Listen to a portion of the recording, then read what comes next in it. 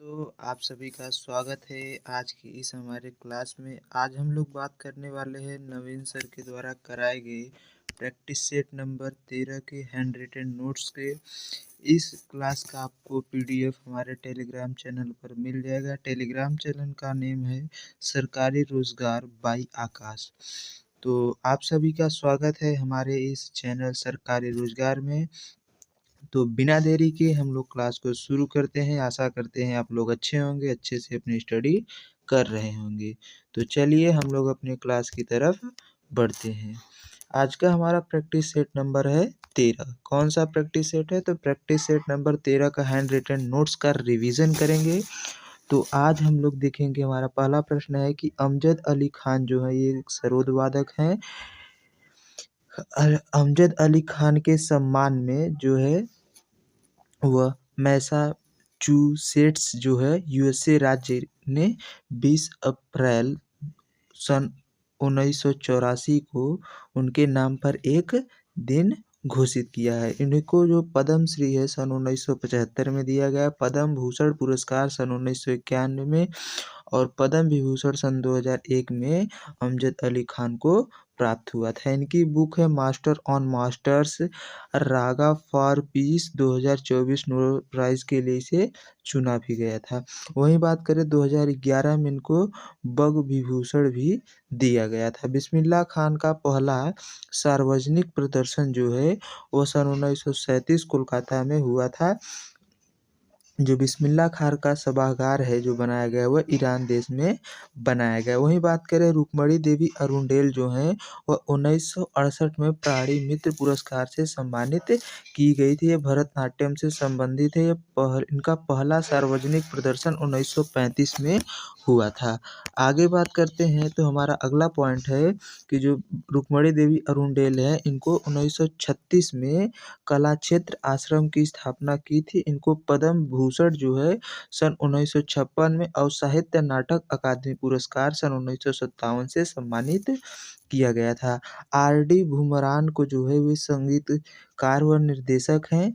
वहीं बात करें ए आर रहमान को द मोजार्ट ऑफ मद्रास से जाना जाता है। गुलजार का जो जो रियल नेम है वह संपूर्णानंद है। वहीं बात करें मन्ना डे का जो रियल नेम है वो प्रबोध चंद्र डे है। बी प्राक का जो रियल नेम है वो प्रतीक बच्चन है। उसी प्रकार कुमार सोनू का जो रियल नाम है वो केदारनाथ भट्ट है। इनको एक दिन में 28 सॉन्ग रिकॉर्ड करने का इनके नाम पर यह रिकॉर्ड है। वहीं बात करें सोनू निगम का तो अगम कुमार निगम इनका जो रियल नेम है। वहीं जानी का जो रियल नेम है वो राजीव अरोड़ा है। खो खो लीग का जो पहला संस्करण हुआ 2022 पुणे महाराष्ट्र में हुआ था। इसमें खो खो में 9 प्लेयर्स होते हैं और इसकी मैदान की जो चौड़ाई और लंबाई होती है 22 गुणे 16 मीटर होती है। खो खो विश्व कप वर्ल्ड कप जो हुआ था महिला और फीमेल का वो पहली बार ही हुआ था जो जिसमें भारत क्या रहा विजेता हुआ। फर्स्ट एडिशन हुआ नई दिल्ली में हुआ था इंदिरा गांधी स्टेडियम। इसका उद्घाटन जगदीश धनखड़ पूर्व उपराष्ट्रपति के द्वारा किया गया था। इसमें जो महिला कैप है मेल कैप जो प्रतीक बाइकर के द्वारा और फीमेल कैप जो है प्रियंका इंगले ने जीता था। इसका जो शुभंकर फीमेल में था तारा था और मेल में तेजस खो खो वर्ल्ड कप का था। वही बात करें इसके टैग लाइन था द वर्ल्ड गोज खो इसका टैग लाइन था। आगे बात करें तो अगला पॉइंट हमारा है कि पहले दक्षिण एशियाई खेल जो हुए 1984 काठमांडू में हुए। सन 2019 का नेपाल में हुआ। सन 2016 का जो हुआ वो गुवाहाटी में हुआ। भारत में पहली बार सन 1995 मद्रास में हुआ था। जो 14वां एडिशन होगा वह SAG में होगा। कहाँ पर? SAG साउथ एशियन खेल का जो 14वां एडिशन है वो सन 2027 में लाहौर में होने की संभावना है, क्योंकि अब 25 में ही होने का, लेकिन लाहौर में पूरी तैयारी न होने का 27 में इसको टाल दिया गया। वहीं बात करें मिहिर सेन को 1958 में इंग्लिश चैनल पार करने वाली पहले भारतीय तैराक थे। आरती शाह इंग्लिश चैनल को पार करने वाली पहली एशियाई महिला थी। एवरेस्ट पर पहली महिला जो चढ़ी वो भारतीय वो थी बछेंद्री पाल 1984 में। 2 बार जो एवरेस्ट पर चढ़ने वाली पहली भारतीय महिला संतोष यादव हैं। दक्षिण ध्रुव पर पहली भारतीय महिला नीना कौशल है। वहीं बात करें अंटार्कटिका में तो मेहर यू है। गोबी मरुस्थल को पार करने वाली सुचेता है। Modi government new search of communism जो है वह सीता येचुरी की बुक है। वहीं बात करें defending India India at risk Jaswant Singh की बुक है। आगे बात करें तो कुछ और बुक्स हैं जो उनको देख लेते हैं। तो दो टिंडर बॉक्स जो है जो Tinder box after me choose जो है 2025 ये एमजे अकबर की बुक है। वहीं बात करें वाई भारत मैटर्स जयशंकर की बुक है। अंबेडकर एज अ लाइफ फॉक्स India book bookless in Baghdad रिटूट जो है ये सब शशि थरूर की बुक है। वहीं बात करें Gandhi as a life in 3 campaigns MJ Akbar की बुक है। द बुक ऑफ कैंपियंस जो है कैलाश सत्यार्थी और दलाई लामा की मिश्रित बुक है। वहीं बात करें आर्टिकल 350 क में जो है प्रत्येक राज्य में मातृभाषा में शिक्षा उपलब्ध कराने का प्रावधान है। वहीं बात करें राजभाषा का वर्णन भाग 17 में आर्टिकल 343 से 351 है। 8वें शेड्यूल में 22 भाषाओं का उल्लेख हुआ है। आर्टिकल 343 संघ की राजभाषा हिंदी होगी, लिपि देवनागरी होगी, इसका उल्लेख किया गया है। आर्टिकल 344 में राजभाषा आयोग का गठन है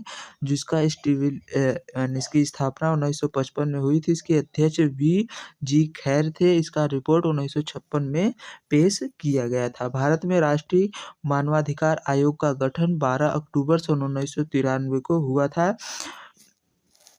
PHRA एक्ट जो है प्रोटेक्शन ऑफ ह्यूमन रिहूट एक्ट जो आया था ये राष्ट्रीय मानवाधिकार आयोग के तहत आया था। राइट्स एक्ट था। वहीं बात करें यूएन महासभा के द्वारा इसकी स्थापना UNHRA द्वारा हुआ 15 मार्च सन 2006 को जिनेवा में। कहाँ पर? 15 मार्च सन 2006 को जिनेवा में किया गया था। NHRA में एक अध्यक्ष, 5 पूर्णकालिक सदस्य और 7 मानद सदस्य होते हैं। पहले अध्यक्ष जो थे NHRA के वो रंगनाथ मिश्र थे। वर्तमान में वी रामा सुब्रमण्यम है। यह इसका हेडक्वार्टर नई दिल्ली में है। गृह मंत्रालय के अधीन यह आता है। लोकपाल के पद का सृजन की संस्कृति प्रशासनिक सुधार आयोग के द्वारा की गई थी। शब्द इसका जो पहली बार प्रयोग हुआ LM सिंधुई ने किया और बिल 1968 में पेश किया गया। 2013 में लोकपाल और लोकायुक्त अधिनियम आया था। इसकी नियुक्ति जो है लोकपाल की वो राष्ट्रपति के द्वारा की जाती है। इसका कार्यकाल 5 वर्ष या 70 वर्ष अधिकतम आयु होती है। संस्थान में एक अध्यक्ष और 8 अन्य सदस्य होते हैं। पहला लोकायुक्त अधिनियम उड़ीसा ने पेश किया था सन 1970 में। पहले लोकपाल PC घोष सन 2019 में बनाए गए थे। आगे बात करते हैं तो अगला वर्तमान में जो है अजय माणिकराम खारवेलकर जो है लोकायुक्त है। योजना आयोग का जो अध्यक्ष होता है वो प्रधानमंत्री होता है। इसका गठन जो है योजना आयोग का सन 1951 में किया गया था। वहीं बात करें राष्ट्रीय विवाद परिषद की स्थापना 6 अगस्त 1952 को किया गया था। सर्वोच्च निर्णय संख्या नियोजन के लिए इसकी स्थापना हुई थी। नीति आयोग का गठन योजना आयोग के स्थान पर जनवरी 2015 में किया गया था। इसको थिंक टैंक भी कहते हैं। इसके अध्यक्ष प्रधानमंत्री होते हैं। पहले अध्यक्ष नरेंद्र मोदी थे। उपाध्यक्ष अरविंद पनगड़िया थे जो वर्तमान में 16वें वित्त आयोग के अध्यक्ष बन गए हैं। फर्स्ट CEO जो थे सिंधु श्री खुल्लर थे। वहीं बात करें रोलेट एक्ट के विरोध में गांधी जी ने अहिंसक विद्रोह दर्शाने के लिए आग्रह किया था। रोलेट एक्ट के विरोध में डॉक्टर सत्यपाल और सैफुद्दीन किचलू के गिरफ्तारी के विरोध में अमृतसर पंजाब में 13 अप्रैल सन 1919 को लोग इकट्ठा हुए थे बैसाखी के त्योहार पे, जहाँ पर जनरल डायर और उसके कुछ साथियों ने वहाँ पर भीषण हत्या जिसे जलियांवाला बाग हत्याकांड के रूप में भी जाना जाता है, जिसकी जांच हंटर आयोग इंग्लैंड में बनी थी। 8 सदस्य थी। वही कांग्रेस के दिसंबर सन 2020 में पहले नागपुर अधिवेशन में हुए अधिवेशन के दौरान असहयोग आंदोलन को अंगीकृत किया गया था। नागपुर अधिवेशन जो था उसकी अध्यक्ष थे C विजय राघवन चार। वहीं बात करें जो असहयोग आंदोलन का प्रस्ताव सन 2020 को कोलकाता अधिवेशन में पेश किया गया था। कोलकाता अधिवेशन के अध्यक्ष लाला लाजपत राय जी थे। खिलाफत समिति जो है एक सेकंड खिलाफत समिति ने असहयोग को 31 अगस्त सन 1920 को शुरू किया था। खिलाफत आंदोलन का नेतृत्व शौकत अली और मोहम्मद अली के द्वारा किया गया था। इनके धार्मिक गुरु अब्दुल बारी थे। वहीं बात करें इसकी कमेटी सम्मेलन जो है नई दिल्ली नवंबर 1919 में हुई थी। इसके अध्यक्ष गांधी जी को बनाया गया था। वहीं बात करें चौरी चौरा कांड का हिंसक घटना से असहयोग आंदोलन वापस लिया गया 12 फरवरी सन 1922 को। उसके बाद 10 मार्च सन 1922 को गांधी जी को गिरफ्तार कर लिया गया। उसके बाद इनको 6 साल की सजा सुनाई गई, लेकिन इनकी बीमारी के कारण इनको सन 1924 में रिहा कर दिया गया। जो चौरी चौरा कांड है वो 4 फरवरी सन 1922 गोरखपुर में हुआ था। 1922 में जो है गया अधिवेशन हुआ था जिसके द्वारा कांग्रेस का जिसके बाद 1923 में स्वराज पार्टी की स्थापना हुई और 1924 में फूट पड़ने के कारण HRA हिंदुस्तान रिपब्लिक एसोसिएशन की स्थापना सचिंद्र नाथ सन्याल के द्वारा कानपुर में की गई थी। स्वराज पार्टी की स्थापना चित्तरंजन देशबंधु और मोतीलाल नेहरू के साथ मिलकर किया गया था। स्वतंत्र दल की स्थापना जो है मदन मोहन मालवीय के द्वारा और लाला लाजपत राय के द्वारा किया गया था। वहीं अगले पॉइंट की बात करते हैं तो अगला पॉइंट है कि रबड़ का सर्वाधिक उत्पादन जो है वह थाईलैंड में होता है और कहवा ब्राज़ील में, मटर जो है सबसे ज़्यादा चीन में, उसके बाद भारत में होता है। उसी प्रकार जैतून जो है सर्वाधिक स्पेन में होता है। फिर गन्ने की जो उत्पादन है ब्राज़ील में सर्वाधिक होता है। सरसों कनाडा व चीन, फिर भारत तीसरे नंबर पे है। वहीं आलू की बात करें तो चीन के बाद भारत है।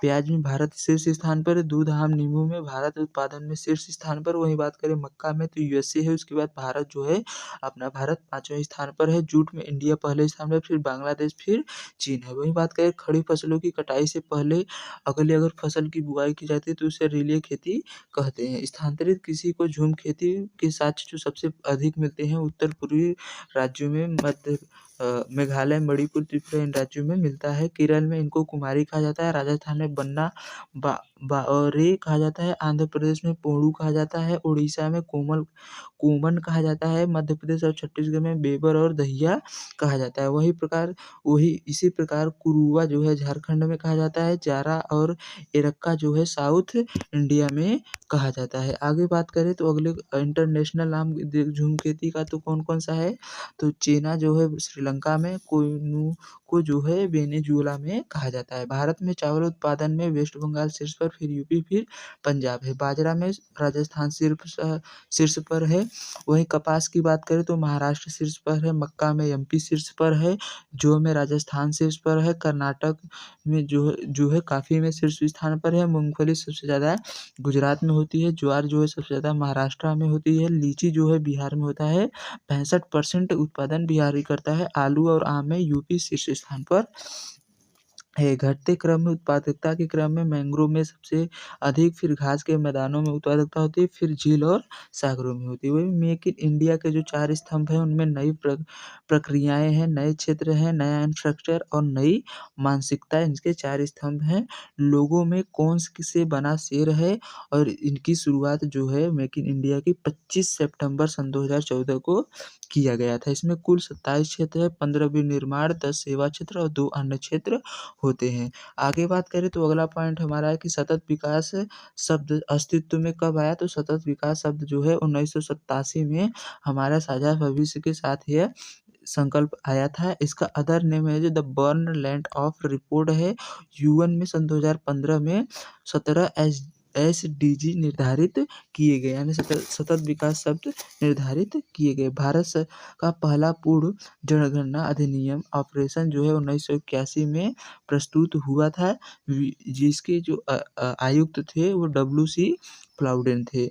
और पहला नियमित जो जनगणना हुआ 1872 में मेयो के समय हुआ था। जनगणना जो है वो MHA के अंतर्गत आता है। वही बात करें आर्टिकल 246 के केंद्र सरकार के अधीन जनगणना कराई जाती है। 7वें शेड्यूल में संघ सूची में इसका प्रावधान किया गया। स्वतंत्र भारत का पहली जनगणना अक्टूबर जो एक्ट आया था 1948 में आया था। अगली की आयुक्त जो सन 2011 में जनगणना हुई थी इसकी बात अब जो जनगणना होगी उसके आयुक्त हैं श्री मृत्युंजय कुमार। पहला जो शहर है जहाँ पर जनगणना हुई ढाका में बाई हेनरी वाल्टर सन 1830 में हुआ था। जनगणना 2011 के अनुसार शहरी आबादी 31.15%, ग्रामीण जनसंख्या 68.84%। सर्वाधिक ग्रामीण जनसंख्या यूपी में बसती है, उसके बाद बिहार में है। परसेंटेज में बात करें तो हिमाचल प्रदेश है जिसमें 90% ग्रामीण जनसंख्या रहती है। वहीं आगे बात करें तो जो लिंगानुपात है भारत का वो 943 है, ग्रामीण लिंगानुपात 949 है, शहरी में 929 है। वहीं बात करें साक्षरता दर की तो 74.04% है, जिसमें मेल की 82.14% और फीमेल की 65.46% है।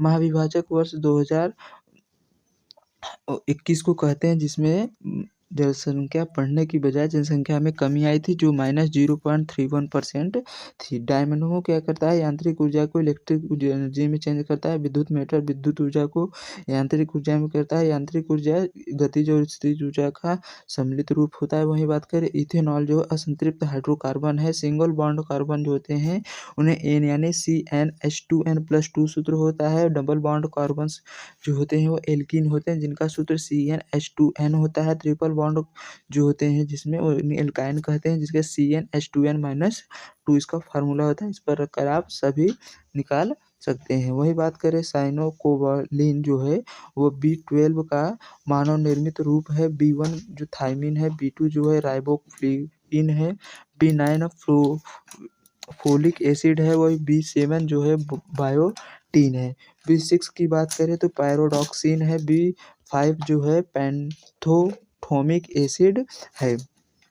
वही बात करें टिमावजय रोगों से बांजे रोगों के संदर्भ में रिकेट्स विटामिन डी की कमी के कारण होता है। तो ये थी आपका प्रैक्टिस सेट नंबर 13 जिसका हमने हैंड रिटन नोट्स का फुल रिवीजन करा दिया है। यह जो नोट्स है आपको हमारे टेलीग्राम चैनल पर मिल जाएगा, वहाँ पर हम एक साथ अभी अपलोड कर देंगे, पिछला भी और आज का भी। तो आशा करते हैं आप लोगों को क्लास अच्छी लगी होगी। क्लास कैसी लगी कमेंट कर ज़रूर बताइए और अपने दोस्तों को भी शेयर कीजिए। तो चलिए मिलते हैं नेक्स्ट क्लास में, तब तक के लिए अपना ध्यान रखिए। जय हिंद, जय भारत।